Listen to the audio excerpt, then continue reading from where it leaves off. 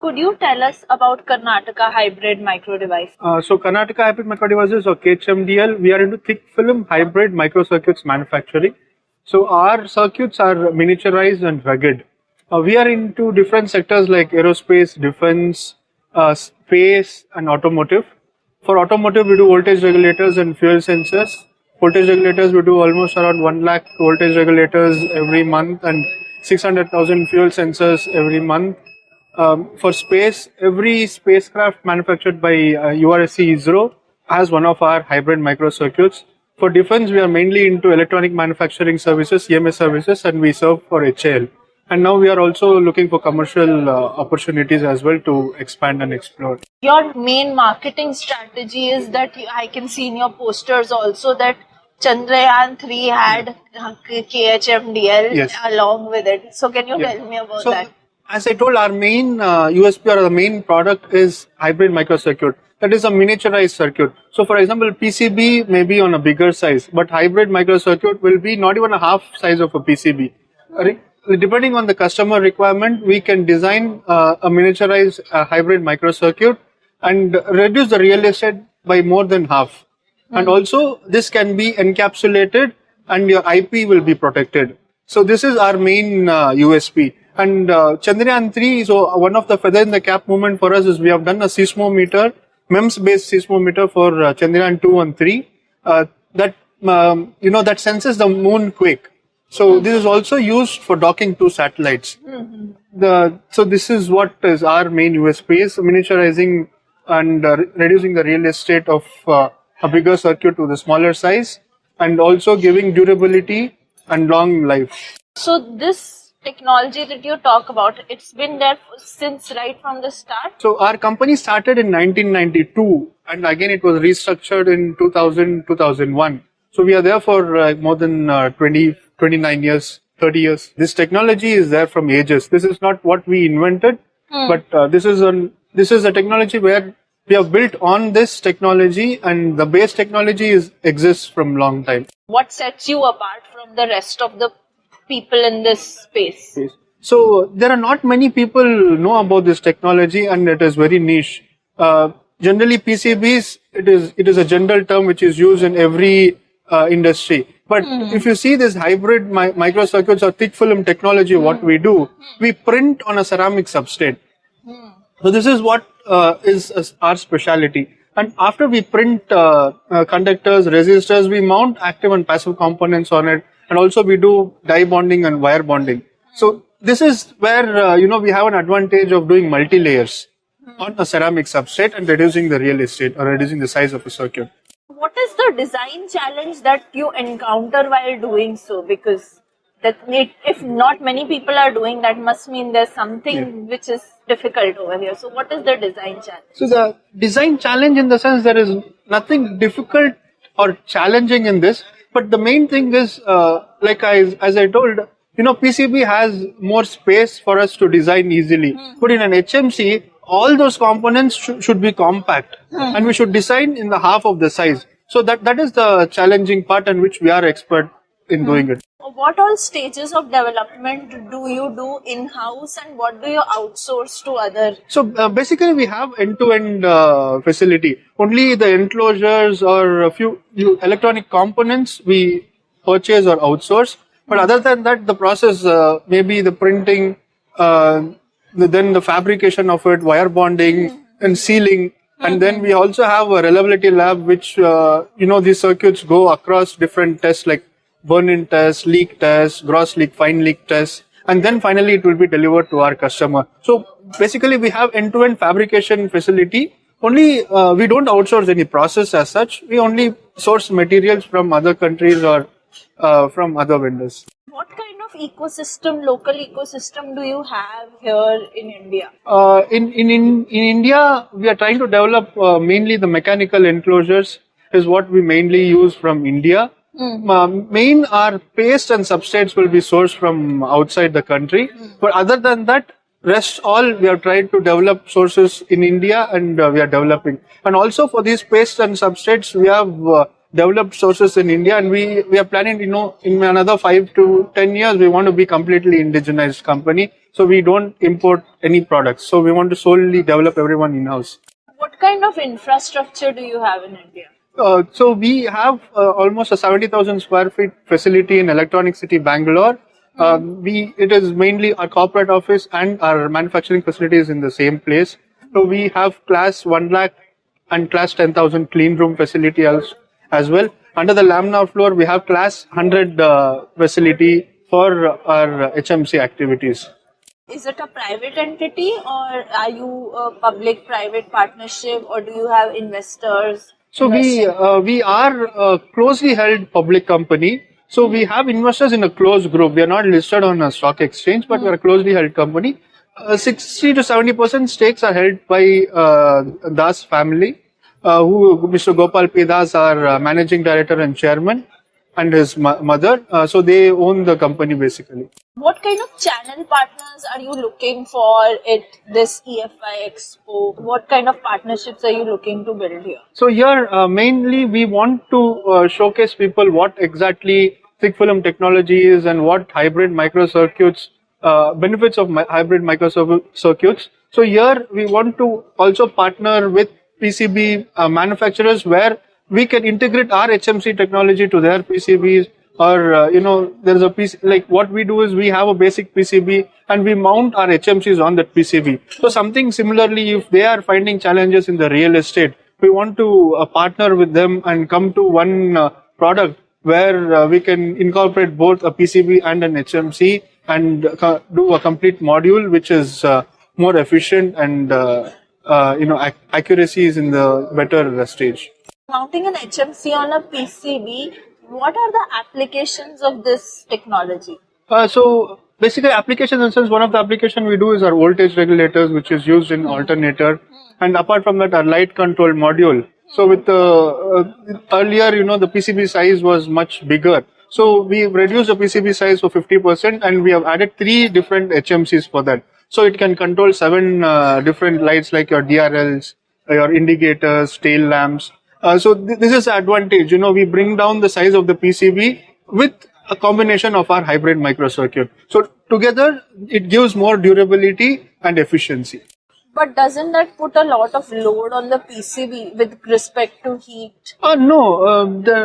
Actually, the heat will be distributed between the PCB and our HMCs. Also, we use heat sink for it to, dissipate the heat outside. Okay. So the mechanical enclosures will be designed in such a way that heat should not be a problem. You said that now you're moving on to more consumer-based applications, commercial applications. So could you elaborate on that? So we want to get into smart agriculture. Is one of our main product is our soil sensor, which we have actually partnered with a Farmsys or Bharat Mandi. It is a startup. So we do the manufacturing part of it, and they do the IoT and integration part. So this soil sensor can be placed in an acre, like 4 sensors can be placed in the acre of land, and it can be automatically linked to your water sprinkling system or the drip irrigation system. Once it sees the moisture level in the soil comes down, it will automatically start your irrigation system, what water system you have incorporated. So this will reduce the water consumption, and this will be also more accurate in maintaining the moisture level of the soil for the crop. This is our next initiative, which we are going directly to the market with the full end product. When you talk about sensors, are you importing the sensors from outside? No, we are not importing the sensors from outside. We manufacture these sensors using our thick film technology. What is the scope of this? Because a lot of IoT is booming right now in India, and IoT came back like 15 years ago in Singapore. But now we are talking about IoT, everybody is talking. So there's a demand for sensors, and most of the startups that have spoken are importing sensors from outside. So what market do you see with respect to your products, and do you have the capacity to cater to such a huge market? Yeah, definitely, we do have capacity to cater. We have started with mainly the soil sensor is one thing. Another thing is a fuel measurement sensor using a thick film technology is another thing. Earlier, this sensor was imported from China. Now we were doing almost 3 lakh pieces a month, and now we have scaled up to 6 lakh pieces a month. Next, we would be trying to work on the oxygen sensor or something into the medical field. So we are taking a part by part. Now we have kind of completely indigenized the fuel sensors, and next we will be seeing if any other critical sensors which are imported can be indigenized. So, for example, I gave you our fuel sensor is one great example where from it was imported from China and now it is completely indigenized here. Can you tell me more about this fuel sensor? How does it work? What kind of technology is there? How did you build it? Just elaborate on the tech aspect of it. Okay, so this is printed on a 96% alumina substrate, which we generally, the plain substrate is imported from Japan. And then we print conductors and resistors on it. And then we have a laser trimmer which can trim the resistivity to 0.5% tolerance. So all the resistor if you can show the picture, I can show you. It will be trimmed to 0.5% tolerance, and all the resistors will be measured equally. So there are the riders sit on it, and it will be connected to a float into a two-wheeler fuel tank.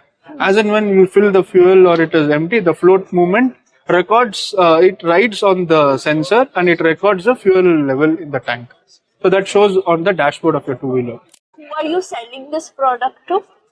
Mainly our products goes into main OEs like we are the tier 3 suppliers. We do it for tier 2 like Precol and JNS. That goes into Hero, TVS, Bajaj. So they are the main consumers of these fuel sensors, but we don't directly deal with them. We are the tier 2 and tier 3 we supply to them. Oh, what kind of order quantities do you deliver in?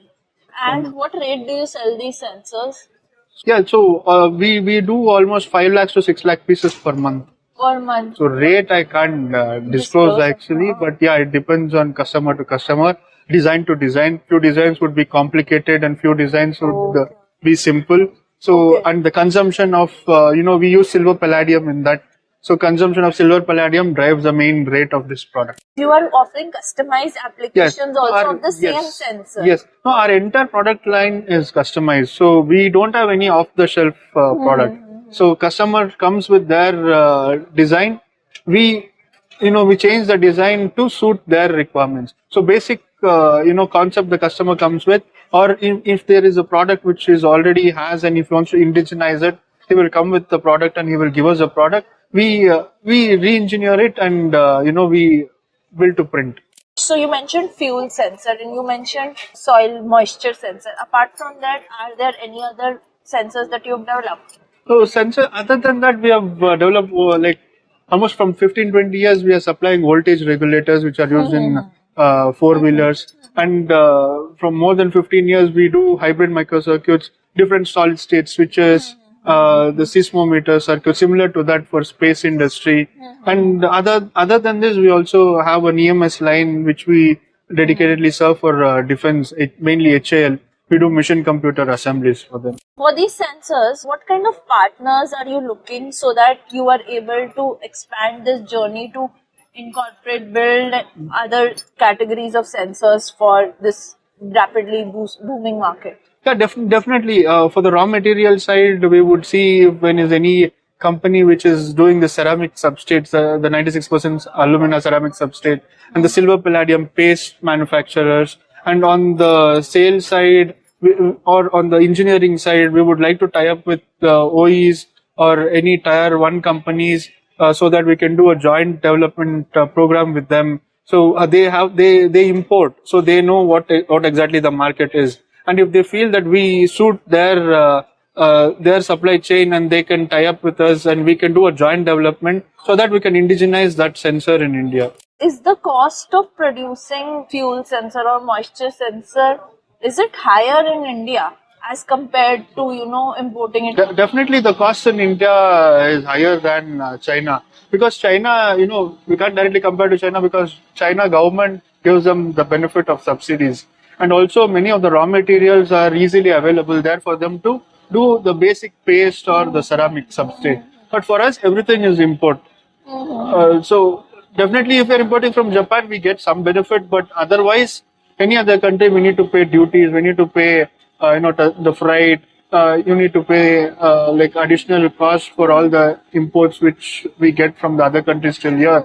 And also we don't have any such government, subsidies for these products, especially for these products. So yeah, definitely they have the cost advantage, but still we are trying to match their cost. Maybe not 100%, but still there is some gap between our price and their price. So how do you navigate in this price sensitive market that India is? How do you deal with that challenge? No, it is actually pretty challenging. Even we pay advances, and for us in India, still we follow the credit system. Anything import, there is no credit. We have to pay advance and bring. There is a price pressure also from a customer side. If you're serving for an automotive industry, you don't get that margin benefit also. But yeah, still, the company is working from such a long time, and our management has learned how to deal with these problems. So definitely, we have our managing director who always supports us in these situations, and take any discussions with customers to the next level.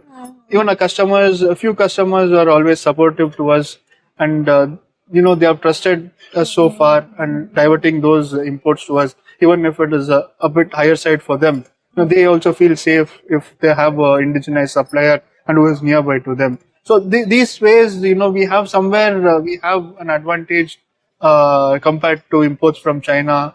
So that mainly the trust between us, with us and our customer, is higher than the trust with the other foreign companies for them. So here, even the pricing wise, they will agree for something little bit higher than the import price also. What is next for Karnataka Hybrid Micro from here on? So yeah, mainly we want to get into the RF and microwave, and more of the space technology into drones. So this is, and we want to also invest into our electronic manufacturing services, augment the facility, and grow higher. And our fuel sensors, we are doing 600,000 per month. So our target is from next April 25, we want to touch 1 million. So that is the first target which we are working on, to completely stop imports and serve every two-wheeler in India with an indigenized fuel sensor. That is the main target. Apart from that, we want to also grow into the fields of RF and microwave, and expand our electronic manufacturing services business. What is the benefit of using ceramic substrate over a normal regular PCB? PCBs. So using ceramic substrate, one thing is it has better heat dissipation or thermal management. So compared to PCB, we fire it at 850 degrees when we print. So it takes more heat. It can go up to 1100 degrees also. It can take so much heat. And second thing is, for example, in a PCB, if you mount resistors, you have to solder it. So there may be a problem when we are soldering the resistors, or if you want a particular value and you cannot achieve that exact value in a PCB. So you have to you can't tune it to the accurate resistance value. But in an HMC, that is not the case. We print resistors and we laser trim it. So exactly what resistance you want, we can trim that value. It gives more accuracy and stability. Why don't we remove PCBs altogether and just use HMC? No, because HMCs can't be used everywhere. And it is, compared to a PCB, it is not that economical as also. Because we use palladium, gold, silver, but in a PCB, it is a different story. So wherever, your process is critical and your circuit is very critical. For example, where you have too much of heat, or it is somewhere in the space and it is there for many years, even like 15 years, it should go on working. In these places, we can use HMCs. But if you come to a PCB, see, just a television which you can use for 4 years, 5 years, you may integrate an HMC in that, but you can't replace it without a PCB. Okay. So PCB is more economical when you compare to HMC. If you're planning to move into agriculture, how is it economical to use HMC in agriculture? Because it's not your end buyer, the end user is a farmer who will not even be earning anything. Like, what is the strategy behind that? That product is completely different. We don't use See, for example, the 4-in-1 agriculture sensor, what we use, it is a PCB version. It Okay. is not Okay, a it's thick not film a version. HNC. So we have products for different uses. Okay. So, see, PCB is also a part what we do. We don't manufacture PCBs, but we do component placement and EMS. Yeah. PCBA. And PCBA. But Okay. HMC is another main product what we do. Okay. So soil sensor is not in that doesn't and have. what about the fuel sensor? Is it HMC based? Yeah, it's an HMC base. It Okay, is an so HMC. because automotive. It's mission automotive. critical. Yes, and but that is very critical because it will be a part of your fuel measurements. Yes. Do you have an assembly line? You Yes. mentioned PCBA. Yes. So how many assembly lines do So you have? 2 PCB assembly lines we have. PCB. Yeah, and for thick film printers, we have almost 6 thick film printers, 4 furnaces. Because each and every process, once we print, it should go up to 850 degrees, and the last glass layer which protects the print that should go up to 550 degrees. So we have 2 furnaces which can go to 550 and 2 which can go up to 850. So we have different lines for different products. Okay. And apart from this, we have a mechanical assembly line to assemble our final voltage Assembly regulators. Assembly line, yeah, assembly line also, and assembly line also. Okay. All right. Thank you Right. so much. Thank you. Thanks a lot for Thank the you so much. clarity.